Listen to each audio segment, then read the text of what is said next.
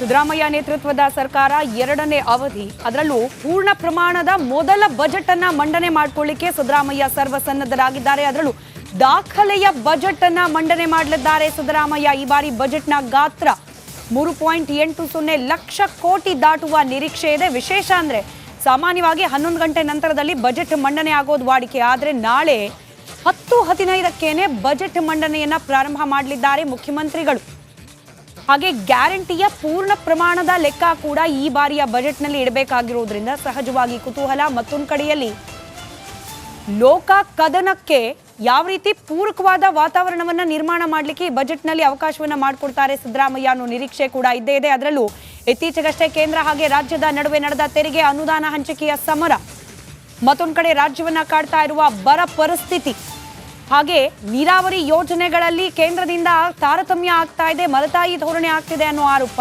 ಇದೆಲ್ಲದಕ್ಕೂ ಕೂಡ ನಾಳಿನ ಬಜೆಟ್ನಲ್ಲಿ ಮುಖ್ಯಮಂತ್ರಿಗಳು ಯಾವ ರೀತಿಯಾಗಿ ಉತ್ತರವನ್ನ ನೀಡಲಿದ್ದಾರೆ ಅನ್ನೋ ಸಹಜ ಕುತೂಹಲ ಇದ್ದೇ ಇದೆ. ನಾಳೆ 10:15ಕ್ಕೆ ಬಜೆಟ್ ಮಂಡನೆಯನ್ನ ಪ್ರಾರಂಭ ಮಾಡಲಿದ್ದಾರೆ ಮುಖ್ಯಮಂತ್ರಿ ಸಿದ್ದರಾಮಯ್ಯ ಅವರು. ದಾಖಲೆಯ 14ನೇ ಬಾರಿಗೆ ಬಜೆಟ್ ಅನ್ನ ಸಿದ್ದರಾಮಯ್ಯ ಅವರು ಮಾಡ್ತಾ ಇರೋದು. 13ನೇ ಬಜೆಟ್ ಅನ್ನ ಕಳೆದ ಬಾರಿ ಅಂದ್ರೆ ಇಂಟ್ರಿಮ್ ಬಜೆಟ್ ಏನೋ ಚುನಾವಣೆ ನಂತರದಲ್ಲಿ ಅವರು ಮಂಡನೆಯನ್ನ ಮಾಡಿದ್ರು. ಆ ಸಂದರ್ಭದಲ್ಲಿ 13ನೇ ಬಜೆಟ್, ಈ ಬಾರಿ 14ನೇ ಬಾರಿಗೆ ಬಜೆಟ್ ಅನ್ನ ಮಂಡನೆ ಮಾಡಲಿಕ್ಕೆ ಸಿದ್ದರಾಮಯ್ಯ ಅವರು ಸಿದ್ಧರಾಗಿದ್ದಾರೆ.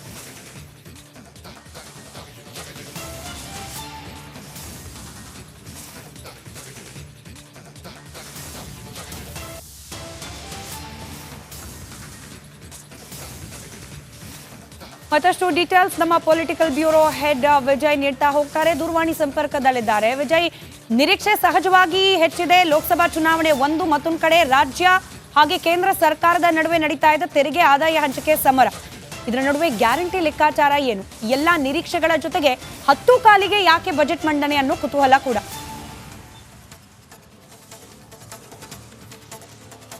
ಸಮೀಪದಲ್ಲಿರುವಂತಹ ಹಿನ್ನೆಲೆಯಲ್ಲಿ ಅದಕ್ಕೂ ಮುನ್ನ ಬಜೆಟ್ ಮಂಡನೆ ಮಾಡ್ತಾ ಇರುವಂತದ್ದು ಸಾಕಷ್ಟು ಕುತೂಹಲ. ಅಂದ್ರೆ ಒಂದಷ್ಟು ಜನಪ್ರಿಯ ಯೋಜನೆಗಳನ್ನ ಕೊಡ್ತಾರ ಚುನಾವಣಾ ಸಂಬಂಧಪಟ್ಟಂತೆ ಅನ್ನುವಂಥದ್ದು. ಅದರ ಜೊತೆಗೆ ಬಹಳ ಪ್ರಮುಖವಾಗಿ ನೀವು ಹೇಳಿದಾಗೆ ಏನು ಗ್ಯಾರಂಟಿ ಯೋಜನೆಗಳ ಒಂದು ಬರ್ಡನ್ ಏನಿದೆ ಅದು ಸರ್ಕಾರದ ಮೇಲೆ ಇರುವಂತಹ ಹಿನ್ನೆಲೆಯಲ್ಲಿ ಅದನ್ನ ಹೇಗೆ ಸರಿದೂಗಿಸ್ತಾರೆ ಅನ್ನುವಂಥದ್ದು ಸಾಕಷ್ಟು ಕುತೂಹಲ ಇರುವಂತದ್ದು. ಜೊತೆಗೆ ಕಳೆದ ಬಾರಿ ಬಜೆಟ್ಗಿಂತ ಈ ಬಾರಿ ಸುಮಾರು ಒಂದು 60,000 to 65,000 ಕೋಟಿ ಹೆಚ್ಚುವರಿಯಾಗಿ ಬಜೆಟ್ ಮಂಡನೆ ಮಾಡುವಂತ ಸಾಧ್ಯತೆ ಇರುವಂತದ್ದು. ಏನು ಹೊಸ ಯೋಜನೆ ಘೋಷಣೆ ಮಾಡೋದಕ್ಕೆ ಈಗಾಗಲೇ ಕೂಡ ಆರ್ಥಿಕ ಹೊರೆ ಇರುವಂತದ್ದು. ಈ ಎಲ್ಲ ಹಿನ್ನೆಲೆಯಲ್ಲಿ ಯಾವ ರೀತಿ ಬಜೆಟ್ ಮಂಡನೆ ಮಾಡ್ತಾರೆ ಅನ್ನುವಂಥದ್ದು ಸಾಕಷ್ಟು ಕುತೂಹಲ ಇರುವಂತದ್ದು. ರೈತರಿಗೆ ಏನು ಅನುಕೂಲ ಮಾಡ್ಕೊಡ್ತಾರೆ ಅನ್ನೋದು ಮತ್ತು ಬಹಳ ಪ್ರಮುಖವಾಗಿ 10:15ಕ್ಕೆ ಯಾಕೆ ನಿಗದಿ ಆಗಿದೆ ಅನ್ನುವಂಥದ್ದು ಇಲ್ಲಿ ವಿಧಾನಸಭೆಯ ಪಡಸಾಲೆಯಲ್ಲಿ ಮತ್ತು ರಾಜಕೀಯವಾಗಿ ಚರ್ಚೆ ಆಗ್ತಾ ಇರುವಂತದ್ದು. ಸಹಜವಾಗಿ ಮುಖ್ಯಮಂತ್ರಿ ಸಿದ್ದರಾಮಯ್ಯ ಅವರು ಈ ಒಂದು ಮೌಢ್ಯಗಳನ್ನ ನಂಬೋದಿಲ್ಲ, ಮೂಢನಂಬಿಕೆ ನಂಬೋದಿಲ್ಲ. ಆದ್ರೆ 10:30ಕ್ಕೆ ರಾಹುಗಾಲ ಶುರುವಾಗುವಂತ ಹಿನ್ನೆಲೆ ಅದಕ್ಕೂ ಮುನ್ನ 10:15ಕ್ಕೆ ಬಜೆಟ್ ಮಂಡನೆ ಮಾಡ್ತಾ ಇದ್ದಾರೆ ಅನ್ನುವಂಥದ್ದು ಕಾಂಗ್ರೆಸ್ ಪಕ್ಷದಲ್ಲಿ ಚರ್ಚೆ ಆಗ್ತಾ ಇರುವಂತದ್ದು. 10:30ಕ್ಕೆ ರಾಹುಗಾಲ ಶುರುವಾಗುತ್ತೆ, ಅದಕ್ಕೂ ಮುನ್ನ 10:15ಕ್ಕೆ ಎಕ್ಸಾಕ್ಟ್ ಆಗಿ 10:15ಕ್ಕೆ ಬಜೆಟ್ ಮಂಡಿಸಲಿರುವಂತದ್ದು, ಬಜೆಟ್ ಓದಲಿರುವಂತಹ ಮುಖ್ಯಮಂತ್ರಿ ಸಿದ್ದರಾಮಯ್ಯ ನಿರ್ಧಾರ ಮಾಡಿದ್ದಾರೆ ಅಂತ ಹೇಳಲಾಗ್ತಾ ಇದೆ. ಸ್ಮಿತಾ, ರೈಟ್, ಧನ್ಯವಾದ ವಿಜಯ್ ಮಾಹಿತಿಗಾಗಿ.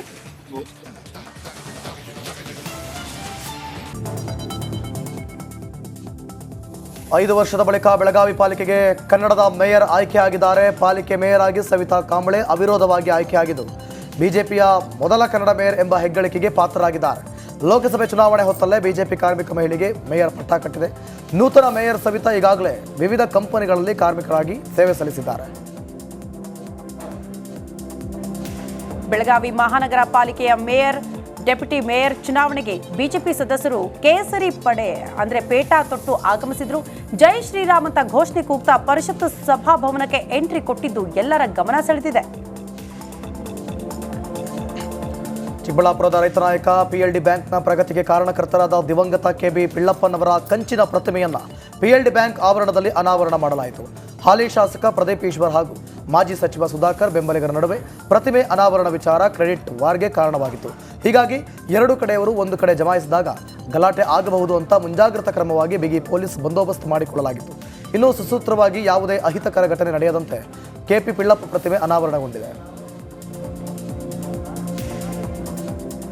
ಒಟ್ಟು 9 ಪ್ರಕರಣಗಳಲ್ಲಿ ಬೇಕಾಗಿರುವ ನಕ್ಸಲ್ ಶ್ರೀಮತಿಯನ್ನ 2023 ನವೆಂಬರ್ನಲ್ಲಿ ಕಣ್ಣೂರಿನಲ್ಲಿ ಅರೆಸ್ಟ್ ಮಾಡಲಾಗಿತ್ತು. ಇಂದು ಬಾಡಿ ವಾರೆಂಟ್ ಮೇಲೆ ಪೊಲೀಸರು ನಕ್ಸಲೈಟ್ ಶ್ರೀಮತಿಯನ್ನ ಪ್ರಕರಣವೊಂದರ ಮಹಜರಿಗಾಗಿ ಕಾರ್ಕಳಕ್ಕೆ ಕರೆತರಲಾಗಿದೆ. ರಸ್ತೆ ಪಕ್ಕದಲ್ಲೇ ಕಾಡು ಕೋಣಗಳ ಹಿಂಡು ಪ್ರತ್ಯಕ್ಷವಾಗಿರುವ ಹಿನ್ನೆಲೆ ಗ್ರಾಮಸ್ಥರು ಆತಂಕದಲ್ಲಿರೋ ಸ್ಥಿತಿ ನಿರ್ಮಾಣವಾಗಿದೆ. ಕಾಫಿ ನಾಡಿನಲ್ಲಿ ಒಂದು ಕಡೆ ಕಾಡಾನೆಗಳ ಹಾವಳಿ, ಇನ್ನೊಂದು ಕಡೆ ಕಾಡೆಮ್ಮೆಗಳ ಕಾಟ ಜಾಸ್ತಿಯಾಗಿದೆ.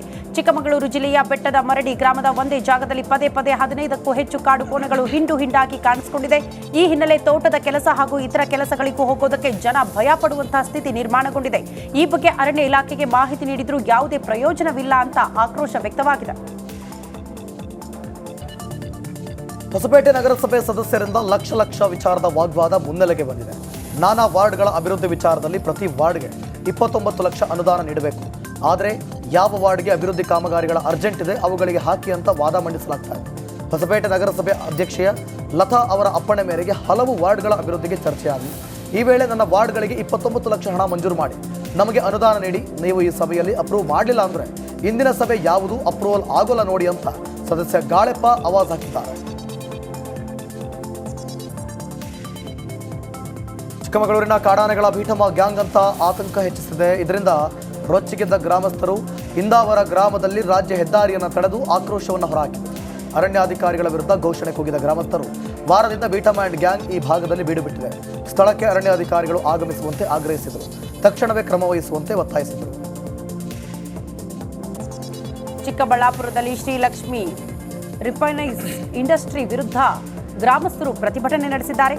ಕುಡಮಲಕುಂಟೆ ಕೈಗಾರಿಕಾ ಪ್ರದೇಶದಲ್ಲಿರುವ ಕಾರ್ಖಾನೆಯಿಂದ ವಿಷ ರಾಸಾಯನಿಕ ಗಾಳಿ ಹಬ್ಬುತ್ತಿದೆ ಅಂತ ಗ್ರಾಮಸ್ಥರು ಆಕ್ರೋಶ ಹೊರಹಾಕಿದ್ದಾರೆ.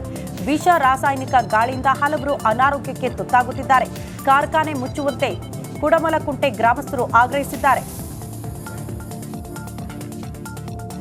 ಸುತ್ತೂರು ಜಗದ್ಗುರು ಶ್ರೀ ಶಿವರಾತ್ರಿ ದೇಶಿಕೇಂದ್ರ ಮಹಾಸ್ವಾಮಿಗಳು ವಿಜಯಪುರದ ಪೂಜ್ಯ ಶ್ರೀ ಸಿದ್ದೇಶ್ವರ ಮಹಾಸ್ವಾಮಿಗಾಗಿ ನಿರ್ಮಿಸಿದ ಮಹಾಮನೆಗೆ ಭೇಟಿ ನೀಡಿದರು. ಮಹಾಮನೆಯ ಮುಖ್ಯಸ್ಥರಾದ ಬಿಜೆಪಿ ಮುಖಂಡ ಚನ್ನಬಸಣ್ಣನ ಬಳತೆ ದಂಪತಿಗಳು ಪೂಜ್ಯರ ಪಾದಪೂಜೆಯನ್ನು ನೆರವೇರಿಸಿ ಆಶೀರ್ವಾದವನ್ನು ಪಡೆದುಕೊಂಡರು. ಮಹಾಮನೆಯ ನೋಡಿ ಸುತ್ತೂರು ಶ್ರೀಗಳು ಸಂತಸವನ್ನು ವ್ಯಕ್ತಪಡಿಸಿದರು.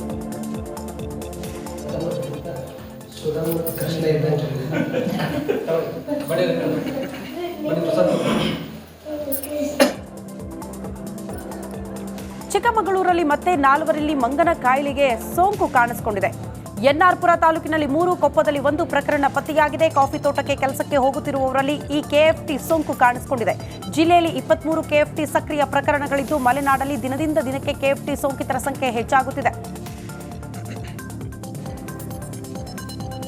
ತುಮಕೂರಿನಲ್ಲಿ ಕೊಬ್ಬರಿ ಬೆಳೆಗಾರರ ಬೇಡಿಕೆಗಳನ್ನು ಈಡೇರಿಸುವಂತೆ ಒತ್ತಾಯಿಸಿ ರಾಜ್ಯ ರೈತ ಸಂಘ ಪ್ರತಿಭಟನಾ ರ್ಯಾಲಿ ನಡೆಸಿತು. ಜಿಲ್ಲಾಧಿಕಾರಿ ಕಚೇರಿಯಿಂದ ಶುರುವಾದ ಪ್ರತಿಭಟನಾ ರ್ಯಾಲಿ ಅಶೋಕ ರಸ್ತೆ, ಜೆಸಿ ರಸ್ತೆಯ ಮೂಲಕ ಹಾದು ಹೋಗಿ ಟೌನ್ ಹಾಲ್ ತಲುಪಿತು. ಇನ್ನು ಈ ರ್ಯಾಲಿಯಲ್ಲಿ ರಾಜ್ಯ ರೈತ ಸಂಘದ ರಾಜ್ಯಾಧ್ಯಕ್ಷ ಕೋಡಿಹಳ್ಳಿ ಚಂದ್ರಶೇಖರ್, ಜೆಡಿಎಸ್ ಮುಖಂಡ ಕೆಟಿ ಶಾಂತಕುಮಾರ್ ಸೇರಿದಂತೆ ಹಲವು ರೈತ ಮುಖಂಡರು ಭಾಗಿಯಾಗಿದ್ದರು.